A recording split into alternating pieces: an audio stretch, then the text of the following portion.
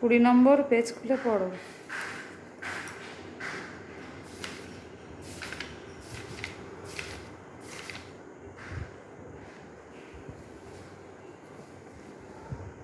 একটা মজার খেলা।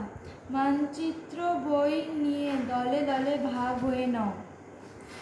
পৃথিবীর মানচিত্র থেকে বিভিন্ন শহরের নামের তালিকা তৈরি করো। প্রতিটা মহাদেশ থেকে শহরগুলো নেওয়ার চেষ্টা করো। এবার লক্ষ্য করতে হবে সেগুলো কোন গোলার্ধের অন্তর্গত। সেই মতো তালিকায় চিহ্ন দাও। তারপর গোলার্ধ ভাগ করা অংশে সাংকেতিক চিহ্ন বসাও। যেমন কলকাতার জন্য ক। নমুনা লক্ষ্য করো। শহরের নাম: কলকাতা, উত্তর পূর্ব অংশ, দক্ষিণ পূর্ব অংশ, পশ্চিম অংশ, দক্ষিণ পশ্চিম অংশ।